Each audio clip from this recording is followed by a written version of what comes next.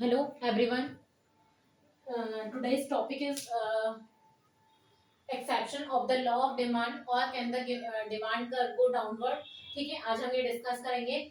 हम यहाँ तक डिमांड के मोस्टली टॉपिक कंप्लीट कर चुके हैं। जैसे कि हमने जो स्टार्टिंग किया था बेसिक ऑफ डिमांड से स्टार्ट किया था, जिसमें हमारा फर्स्ट जो था लेक्चर वो था बेसिक ऑफ डिमांड, जैसे कि demand curve, sorry, definition of demand, essentials of demand या फीचर्स ऑफ डिमांड। ठीक है, इसके बाद था हमारा टू टाइप्स ऑफ डिमांड। ठीक है, फिर था हमारा डिमांड कर्व। ठीक है, तो इस तरीके से हमने जो है टॉपिक कवर कर चुके हैं। अब हम यहाँ पर पढ़ रहे हैं exceptions of the law of demand, और इसके पहले हाँ हमने assumption of the law of demand भी कंप्लीट कर चुके हैं। ठीक है, कि कौन कौन सी कंडीशन को हमें ध्यान में रखना पड़ता है। ठीक है, अब आता है exception of the law of demand. तो फर्स्ट है नेसेसरीज ऑफ लाइफ।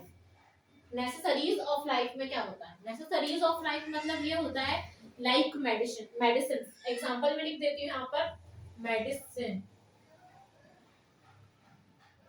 ठीक है, ये हमारा मेडिसिन। जैसे कि लॉ ऑफ डिमांड हमें ये बोलता है, मैं साइड में लॉ ऑफ डिमांड बना देती हूँ ताकि याद में रहे। लॉ ऑफ डिमांड क्या बोलता है हमारा? डाउनवर्ड स्लोपिंग जाता है। ये है हमारा लॉ ऑफ डिमांड। ये है जीरो, ये है एक्स एक्सिस, ये है वाई एक्सिस। ये हमारा बताता है क्वांटिटी, ये बताता है हमारा क्वांटिटी, और ये बताता है हमारा प्राइस।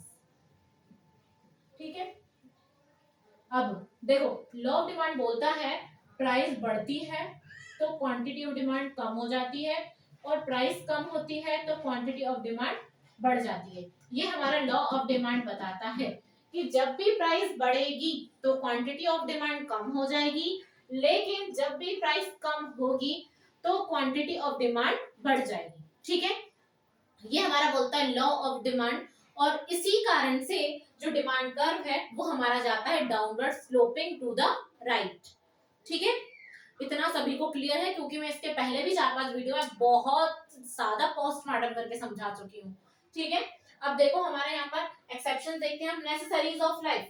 नेसेसरीज ऑफ लाइफ में मान लो कोई एक पेशेंट है, बहुत ज्यादा बीमार है, बहुत ज्यादा बीमार है। लाइक ऐसी कंडीशन हमारी कोरोना टाइम पे हुई है कि कोरोना टाइम पर जब पेशेंट बहुत ज्यादा बीमार था, और कितनी ज्यादा जो है मतलब कहीं कहीं पर ऐसा भी था कि मेडिसिन की वैल्यू बहुत ज्यादा में दे रहे थे, बहुत ज्यादा में बेच रहे थे।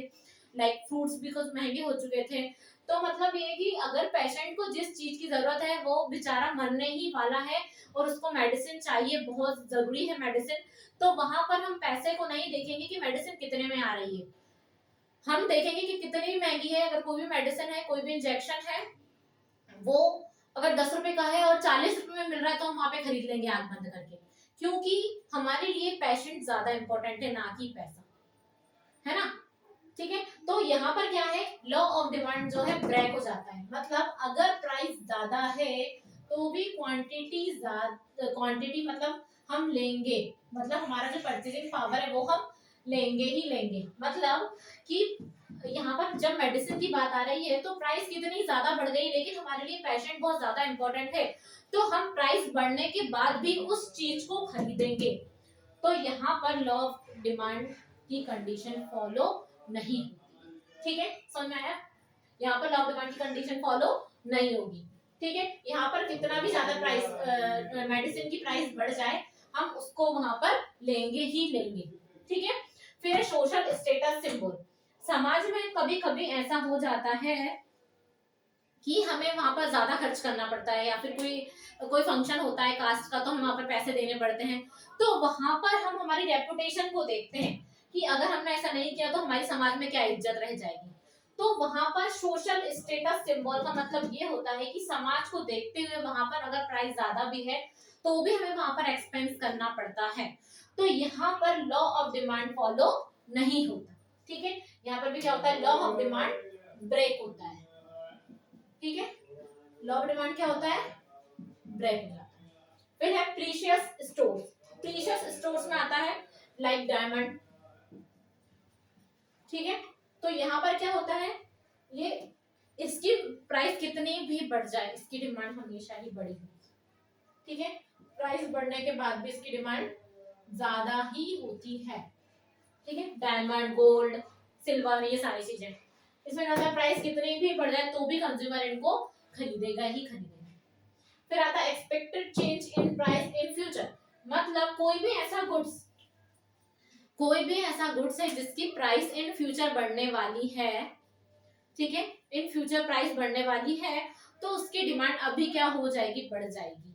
ठीक है, क्योंकि फ्यूचर में प्राइस बढ़ रही है, फ्यूचर के कंपैरिजन में प्रेजेंट की प्राइस थोड़ी सी कम है, तो हम उसको अभी ही ले लेंगे। ठीक है, तो यहाँ पर भी क्या होता है, लॉ ऑफ डिमांड ब्रेक होता है। फिर आता है fifth, change in fashion habits interest and preference.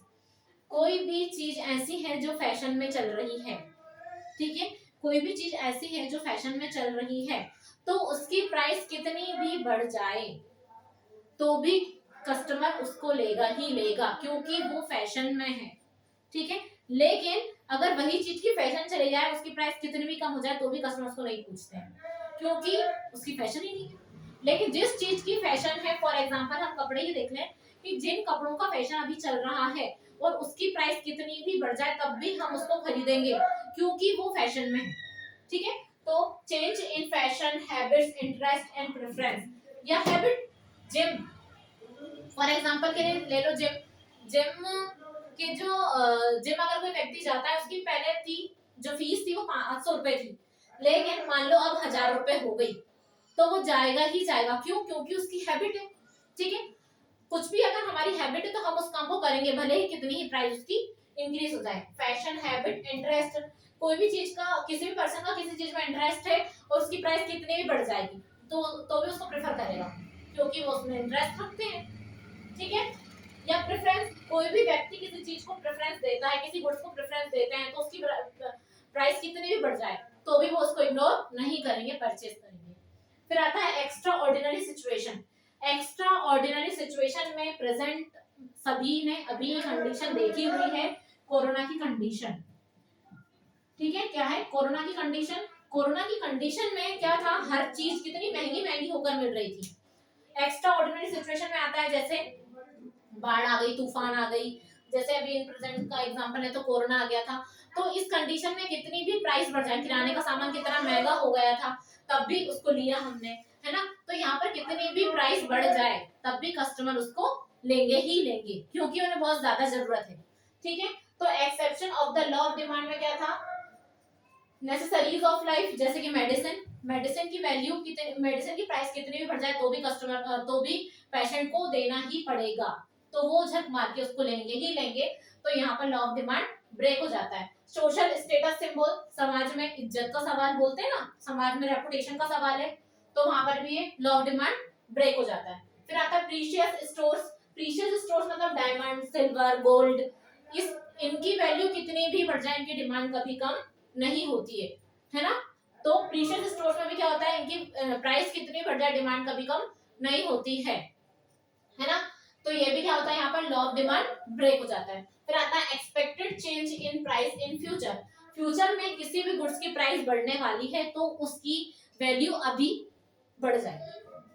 ठीक है, फिर आता है change in fashion habits interest and preference. अगर किसी भी गुड्स की फैशन चेंज होकर कोई गुड्स आ गया है जिसकी प्राइस बहुत ज्यादा है, तब भी कंज्यूमर उस गुड्स को लेंगे ही लेंगे, क्योंकि अभी वो फैशन में है, या फिर उसको कस्टमर की हैबिट है, या फिर उसको प्रेफरेंस देते हैं। ठीक है, या फिर उनका उसी चीज में इंटरेस्ट है। ठीक है, तो ये भी क्या होता है, change in fashion habit interest and preference. फिर आता है एक्स्ट्रा ऑर्डिनरी सिचुएशन, बाढ़ आ गई, तूफान आ गया, है ना, या फिर कोरोना आ गया। कोरोना जब आया था तब भी क्या था, बहुत सारे गुड्स की, जैसे कि फ्रूट्स, वेजिटेबल्स, या फिर हम बोले किराने का सामान बहुत महंगा हो गया था, लेकिन तब भी कस्टमर उसको लेते थे, क्योंकि खाएंगे नहीं तो फिर जिएंगे ही नहीं। ठीक है, तो यहाँ पर क्या होता है, एक्स्ट्रा ऑर्डिनरी सिचुएशन, इन सारी कंडीशंस में लॉ ऑफ डिमांड ब्रेक हो जाता है। ठीक है, लॉ ऑफ डिमांड फॉलो नहीं होता है। ठीक है, हो गया। फर्स्ट पॉइंट था हमारा नेसेसरीज ऑफ लाइफ, सेकंड था सोशल स्टेटस सिंबल, थर्ड था प्रीशियस स्टोर्स, फोर्थ था expected change in price in future, fifth था change in fashion habit interest and preference, फिर सिक्स इसके बाद था extraordinary situations like corona. ठीक है, ये हमारा एक्सेप्शन होता है। अब एक्सेप्शन और एजम्पशन दोनों ध्यान में रखना। ठीक है। एक्सेप्शन और एजम्पशन में हमेशा कंफ्यूजन होती है सभी बच्चों को।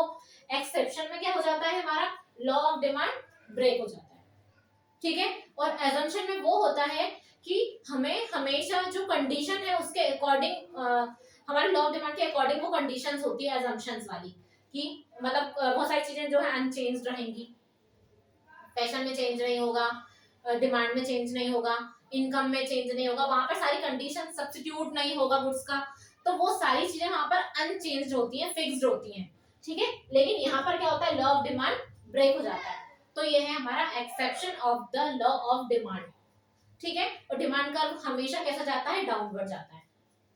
यहाँ तक कोई भी डाउट हो तो कमेंट बॉक्स में शेयर कर दें, और बाकी यहाँ तक मैंने सबको समझा दिया, बहुत अच्छे से समझ में आ गया होगा आई थिंक सो। और यदि किसी ने चैनल सब्सक्राइब नहीं करा है तो प्लीज चैनल को सब्सक्राइब कर दें और लाइक कर दें, शेयर कर दें, और कहीं पर कोई भी डाउट होता है तो कमेंट बॉक्स में मेंशन कर दें, मैं नेक्स्ट वीडियो उस पर्टिकुलर टॉपिक पे बनाकर अपलोड कर दूंगी। ओके, ठीक है। तो ये हमारा टॉपिक यहाँ पर क्लियर होता है। नेक्स्ट टॉपिक में हम लेंगे एक्सटेंशन और कॉन्ट्रैक्शन ऑफ डिमांड, इंक्रीज और डिक्रीज ऑफ डिमांड में डिफरेंस और उनके पॉइंट्स कौन कौन से होते हैं, जो समझने के लिए बहुत हेल्पफुल है और बहुत इंपॉर्टेंट है। यह क्वेश्चन भी बहुत ज्यादा इंपॉर्टेंट है, तो प्लीज अवॉइड मत करिएगा। हर मतलब कॉमर्स स्ट्रीम के जो भी स्टूडेंट हैं, जो 11 कर रहे हैं, 12 कर रहे हैं, बीकॉम कर रहे हैं, बीबीए कर रहे हैं, एमकॉम कर रहे हैं या एमबीए कर रहे हैं, सभी के लिए बहुत इंपॉर्टेंट है। एक बार समझ लोगे तो हमेशा याद रहेगा, और इसको आप शॉर्ट नोट्स के लिए भी यूज कर सकते हो। बाकी ये मैंने सब समझा दिया है, बाकी आप अपनी लैंग्वेज में इसको आगे कंटिन्यू कर सकते हो, बस पॉइंट्स याद रखना है। बाकी इसको जो पॉइंट्स का डिस्क्रिप्शन है वो आप अपनी लैंग्वेज में पुट कर सकते हो, ठीक है ना। एमपी बोर्ड के अकॉर्डिंग बहुत इंपॉर्टेंट है, ठीक है ना। तो thank you for watching, please like share and subscribe, thanks.